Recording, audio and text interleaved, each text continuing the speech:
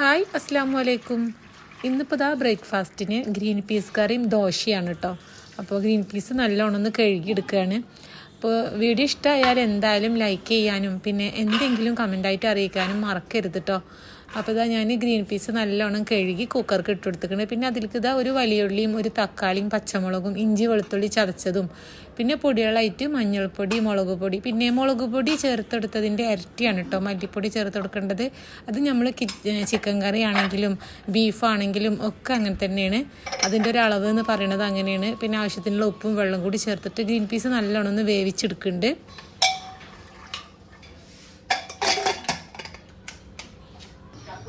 അപ്പോൾ ഞാൻ കറി വറുത്തരച്ചിട്ടാണ് കേട്ടോ വെക്കണേ. അതിനുള്ള തേങ്ങ ഇതാ വറുക്കാൻ വേണ്ടിയിട്ട് അടുപ്പത്ത് വെച്ചെടുത്തേക്കണേ. കുറച്ച് കരിവേപ്പിൻ്റെ ഇലയും 2 കഷ്ണം ഉള്ളിയും വലിയ ജീരകവും ഒക്കെ ഇട്ടിട്ട് നല്ലോണം ബ്രൗൺ കളറാണ് വരെയാണ് വറുത്തെടുക്കുന്നുണ്ട്.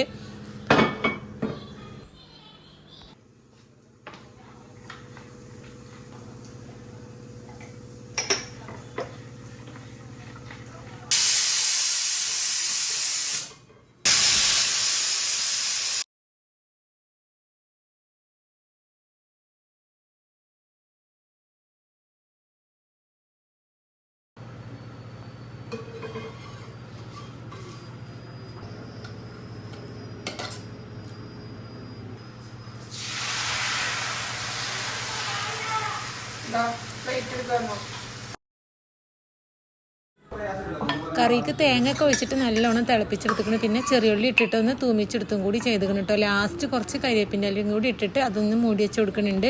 പിന്നെ ഇന്ന് മക്കൾക്ക് സ്കൂൾക്കും ദോശയും ഈ ഒരു കറി തന്നെയാണ് കേട്ടോ. അങ്ങനെ ഇതാ രാവിലത്തെ ബ്രേക്ക്ഫാസ്റ്റിൻ്റെ കാര്യങ്ങളൊക്കെ കഴിഞ്ഞ് ഇനിയിപ്പോൾ ഇതാ ചെറുതായിട്ടുള്ള ക്ലീനിങ്ങും കാര്യങ്ങളൊക്കെ ഉണ്ട്. അപ്പോൾ അതൊക്കെ ഒന്ന് ചെയ്യട്ടെ.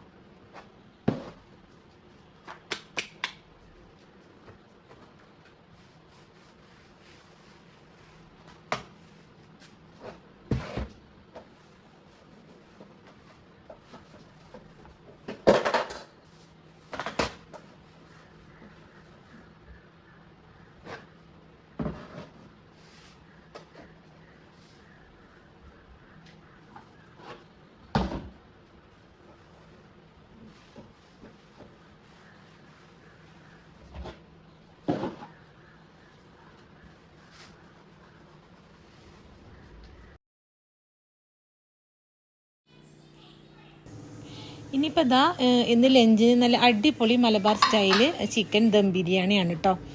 അപ്പോൾ ഞാനിതാ ഒരു പോട്ട് അടുപ്പത്ത് വെച്ച് കൊടുത്തിക്കണേ. അതിൽ കുറച്ച് വെളിച്ചെണ്ണ വെച്ച് കൊടുക്കുന്നുണ്ട്. പിന്നെ ഒരു ടേബിൾ സ്പൂൺ നെയ്യും കൂടി ചേർത്ത് കൊടുക്കുക. പിന്നെ ഇവിടെ ഞാൻ 4 കപ്പ് അരിയാണ് കേട്ടോ കൈമ റൈസാണ് എടുക്കുന്നത്. അതിലേക്ക് ഇതാ ഞാനൊരു 5 വലിയുള്ളി 5 തക്കാളി എടുത്തിക്കണേ. 5 അത്യാവശ്യം വലുപ്പമുള്ള വലിയുള്ളിയാണ് കേട്ടോ എടുത്തിക്കണത്. അത് ഞാൻ കുക്കറിൽ ഒരു 3 വിസിൽ വേവിച്ചെടുത്തിക്കണേ. ബിരിയാണിക്ക് എപ്പോഴും നമ്മൾ ഉള്ളിയും തക്കാളിയൊക്കെ നല്ലോണം വഴന്ന് നല്ലോണം വെന്ത ഉടയാണ് കേട്ടോ. എന്നാലാണ് നമ്മളെ മസാല നല്ല ടേസ്റ്റ് ഉണ്ടാവുക. അതിന് വേണ്ടിയിട്ടാണ് ഞാൻ അങ്ങനെ നമ്മൾ കുക്കറിൽ ഇട്ടിട്ടുണ്ടെങ്കിൽ അത് നമുക്ക് പെട്ടെന്ന് ആയി കിട്ടും. അതുകൊണ്ടാണ് കേട്ടോ ഞാൻ കുക്കറിലിട്ടത്. നല്ല ടേസ്റ്റാണ് അങ്ങനെ വെന്തുടഞ്ഞാൽ. പിന്നെ അതിലേക്കൊരു 2 ബൾബ് വെളുത്തുള്ളി, 5 ഇഞ്ച് വലുപ്പത്തിലുള്ള ഇഞ്ചിയും, ഒരു 15 പച്ചമുളക് ചതച്ചത് കൂടി ചേർത്ത് കൊടുത്തിക്കണ്. അതും നല്ലോണം ഒന്ന് വഴറ്റാൻ വേണ്ടിയിട്ട് വെച്ചെടുത്തിക്കണ്. ഇപ്പുറത്തെ സൈഡിൽ നെയ്ച്ചോറ് വെക്കാനുള്ള പോട്ട് അടുപ്പത്ത് വെച്ചെടുത്തിക്കണ്. അപ്പോൾ ആദ്യം അതിൽ കുറച്ച് ഉള്ളി ഒന്ന് വറുത്തെടുക്കുന്നുണ്ട്.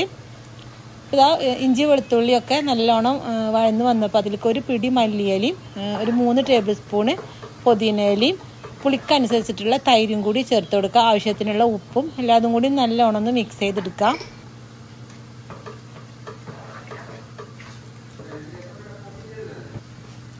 ഇനിയിപ്പോൾ ഇതാ ഒരു 2 ടീസ്പൂണ് ഗരം മസാലയാണ് കേട്ടോ ചേർത്ത് കൊടുക്കുന്നത്. പൊടികളായിട്ട് ഇത് മാത്രമേ ചേർത്ത് കൊടുക്കണുള്ളൂ കേട്ടോ.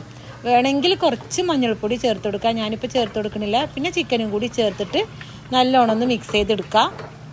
പിന്നെ നമ്മൾ എന്ത് കുക്ക് ചെയ്യുകയാണെങ്കിലും നമ്മൾ ഇഷ്ടത്തോടെ ചെയ്താലാണ് കേട്ടോ ആ ഒരു ഐറ്റംസിന് നല്ല ടേസ്റ്റും കാര്യങ്ങളും ഒക്കെ ഉണ്ടാവുക.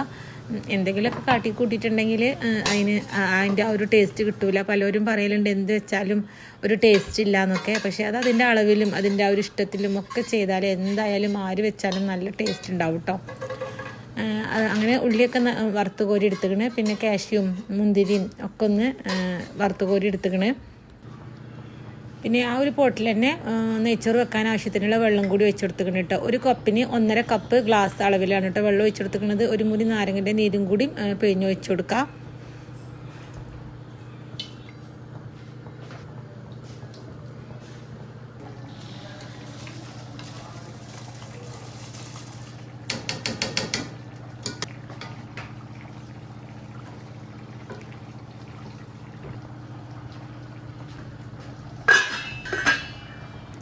അപ്പോൾ ഇതാ നെയ്ച്ചോറിൻ്റെ വെള്ളമൊക്കെ വറ്റിയിട്ട് ഇതുപോലെ അയക്കണം കേട്ടോ. വെന്തിട്ടില്ല. ഇനിയിപ്പോൾ അത് നല്ലോണം ഇതുപോലെ ഒന്ന് മിക്സ് ചെയ്തിട്ട് ഒരു ലോ ഫ്ലെയിമിൽ ഒരു 15 മിനിറ്റായിട്ട് വെച്ച് കൊടുക്കുക. ആ ടൈമിൽ മസാല ആയിക്കൊണ്ടിരിക്കുന്നുണ്ട്. കുറച്ചും കൂടി ഒന്ന് വെള്ളം വറ്റാണ്ട് അടച്ച് വെച്ച് കൊടുക്കരുത് കേട്ടോ. അടച്ച് വെച്ചാൽ വെള്ളം വറ്റൂല. അപ്പോൾ മസാലയൊക്കെ ആയപ്പോൾ ഇനിയിപ്പോൾ ഞാൻ ചോറ് ദമ്മിടുകയാണ്. വേറൊരു പാത്രത്തേക്ക് മാറ്റിക്കണം കേട്ടോ. കുറച്ച് റൈസ് അടിയിൽ ഇട്ടെടുത്തിക്കണ്.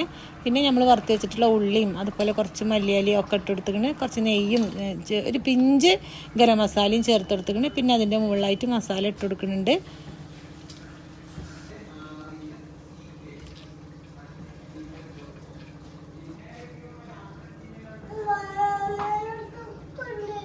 ഒക്കെ അവിടെ ഒഴിവാക്കി മൊത്തം ആകെ അവിടെ ഉണ്ടോ നോക്കട്ടെ കേട്ടോ.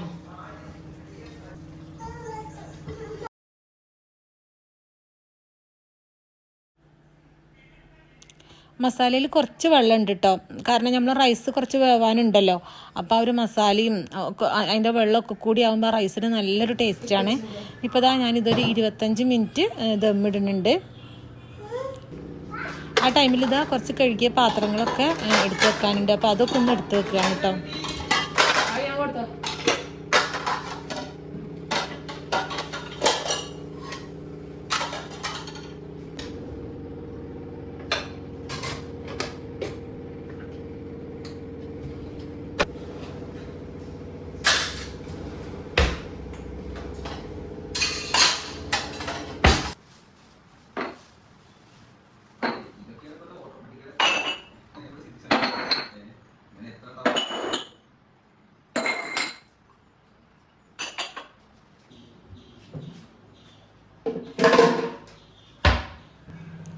അങ്ങനെ കുളിയും ഫ്രഷ് ആവലൊക്കെ കഴിഞ്ഞ് ഫുഡ് കഴിക്കുകയാണ്. അപ്പോൾ നമ്മളെ ബിരിയാണിയൊക്കെ ദമ്മ് പൊട്ടിച്ചിരിക്കണം കേട്ടോ.